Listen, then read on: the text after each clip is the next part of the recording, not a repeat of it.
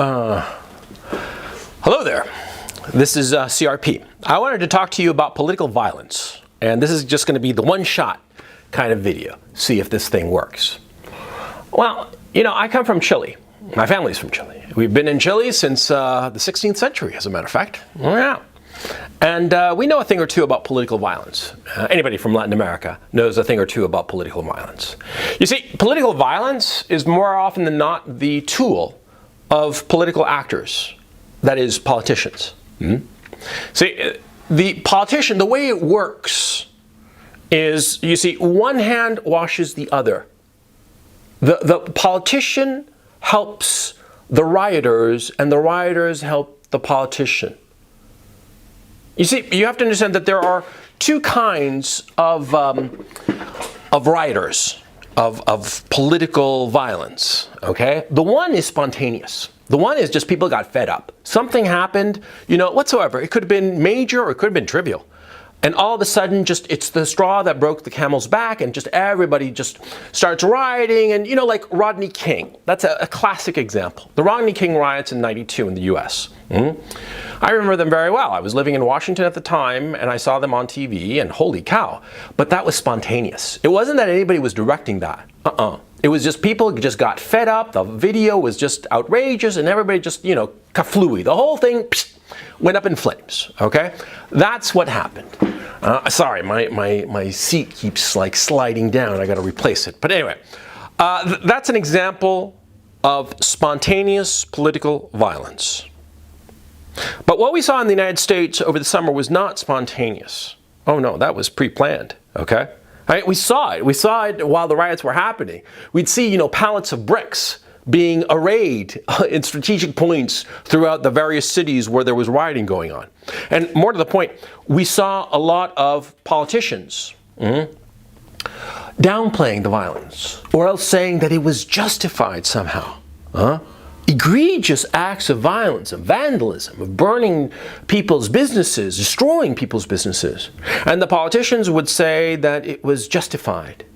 And the propagandists for these politicians, i.e. the media, they would excuse it away. You saw that famous video of that guy, that bald-headed reporter with the glasses, and behind him, a Wendy's is on fire, flaming away in the night. And he's like, oh, it's just peaceful protests going on, nothing much to see here.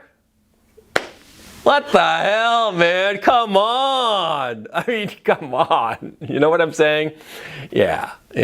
Propaganda. And see, notice the relationship between the politician who gets an advantage from the rioters and the rioters. You see, the politician, what does he do? He makes sure that the rioters, who are on his political side, of course, they don't get arrested. And if they do get arrested, they don't get charged. See? So the rioters, they skate away scot-free. And what do the rioters give the politician? Very obvious. The rioters intimidate the politician's political opponents. And that's the point of political violence. See? The point of political violence is not to destroy stuff. That just happens as, you know, part of the process. The point of the process, rather, is to intimidate and silence political dissent. That's the point of it. It's not supposed to be like you're getting something tangible from the rioting. No, you're supposed to shut up and frighten away anybody who might oppose you. That's the essence, the point, the reason for political violence.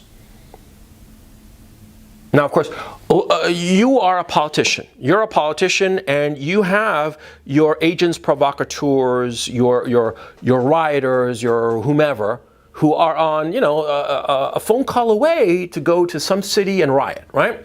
And perhaps you don't have a direct relationship. Of course, if you're a smart politician, you're not going to have a direct relationship.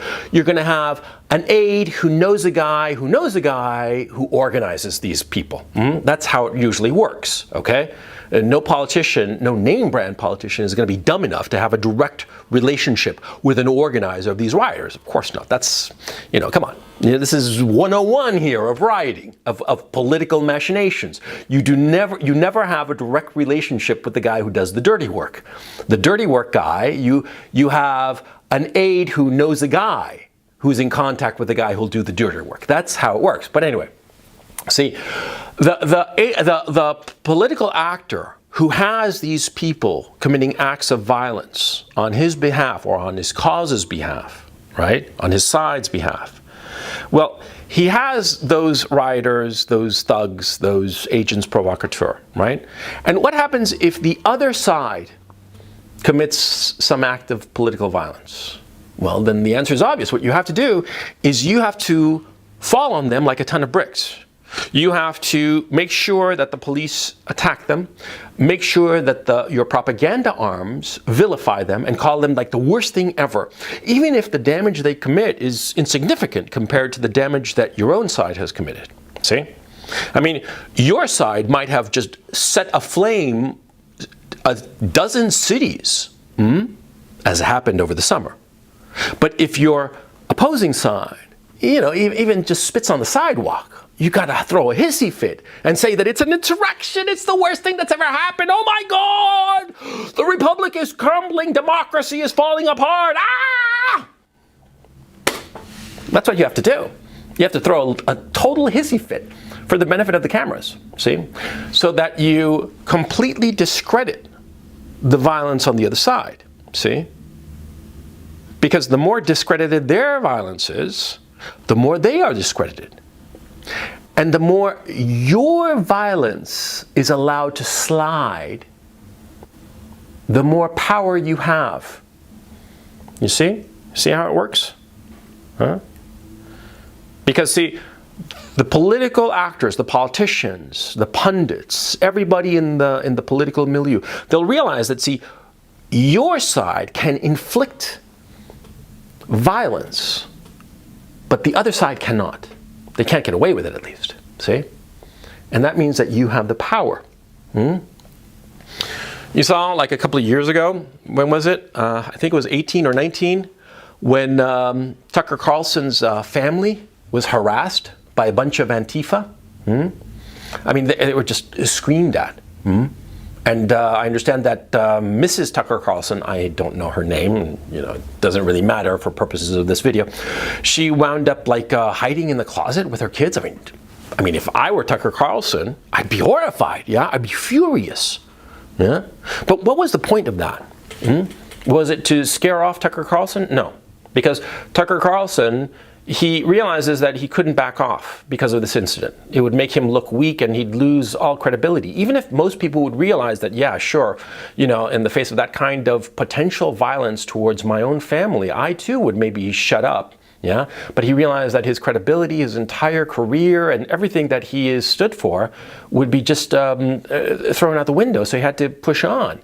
Hire security for his family if need be. Probably did. Probably very expensive security, right? But just keep on pushing on.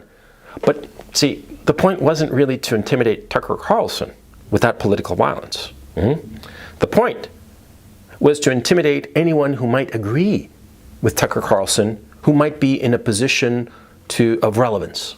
To intimidate, say, other newscasters, to intimidate other newspaper columnists or newspaper editors, to intimidate other people who might say, Tucker Carlson seems perfectly reasonable to me and this is outrageous, Yeah, that was the point of it. The point of it was to isolate Tucker Carlson, because that's how political violence works. And like I say, I know this from experience in Chile and in Latin American politics. See, this is how political violence has always operated. It's to intimidate people who might become your allies. See, you suffer the political violence or the threat of violence against your own family, right? And you're horrified and freaked out by it. But see, what happens is that all the other people who might have joined you, they become afraid. And they become afraid and they step back. They step away from you.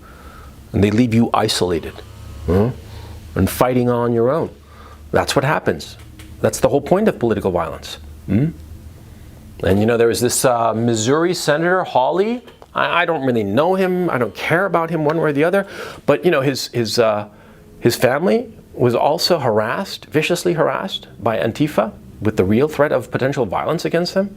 Yeah, he was away back in his home state while his wife and kids and newborn child were in their home in Washington. What do you think is the point of that? To intimidate Hawley, sure, but to intimidate anybody else who might think of joining him. That's how it works. And then you have the thing that happened on the 6th of January, right? What was that? That was spontaneous. I don't know. I do know that from accounts that I've read, on the ground accounts of people who were there, that people were just generally pissed off. They were generally pissed off, and they felt that the election was stolen, and they wanted to protest that. The fact that they believe it was stolen. Whether you agree with them or not, that's irrelevant.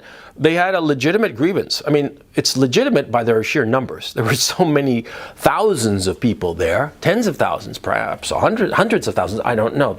Again, that's not the point. There were enough people who drove from all across the country to be there and to protest that their grievance was legitimate.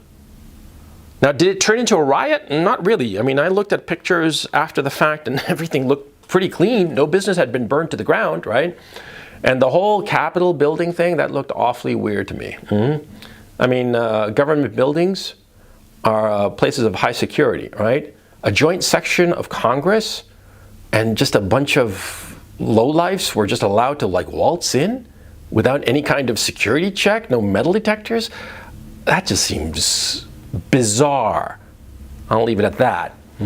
But my point, see, those people who were there on January 6th, they had legitimate grievances. And notwithstanding, the rowdies who basically took a bunch of selfies inside the Capitol building and really didn't do much except maybe steal a podium, which is maybe something I would have done, I guess. I don't know. But the point, they didn't set the Capitol building on fire now, did they? No, they did not. And did they set Washington on fire? Like Washington was set on fire over the summer, which it was? Did those people on January 6th do that? No, they did not. They're fairly polite and fairly tidy. But they're being disqualified. Their legitimate, spontaneous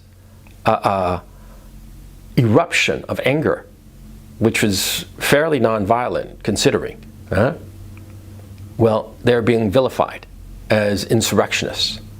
They're being called Nazis, worse, anti-democratic. I mean, everybody's just throwing a hissy fit. Well, it's part of the game plan, you see?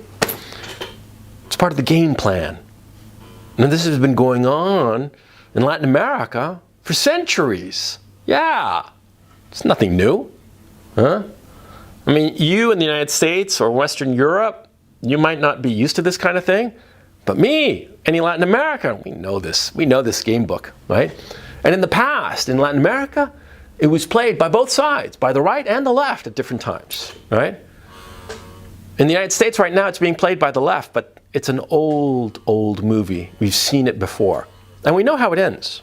And you in the United States might not realize this, but we in Latin America, we know how this movie ends. And you know what it ends in? It ends in the side willing to use the violence, controlling the government, and becoming tyrannical against the people. That's how it ends. That's how it's always ended. In Latin America, irrespective of if it was on the right or the left, it always ends the same. Always. The people who are able to inflict violence, use it to intimidate their opponents, inflict political violence and get away with it, they usually win, and they usually start inflicting this political violence on not just their opponent, but ultimately on the entire people. Why?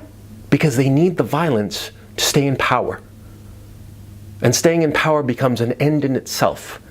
And therefore, the use of violence becomes an end in itself. They need to keep on using the violence more and more repression, more and more abuse, in order to stay in power And like I said, the story, it's not new, not in Latin America. And like I said, it's on the right and the left. Because there's always like one side that's more ruthless. And the other side, stupidly, always falls for this this idiocy that, oh, you know, we're not like that. We're above that. Yeah. The more ruthless side is the side that always wins. And, well, it's going to happen in the United States. It's happening in the United States. And if you don't believe me, fine. You don't have to believe me. Yeah? You do not have to believe me. All you have to do is wait.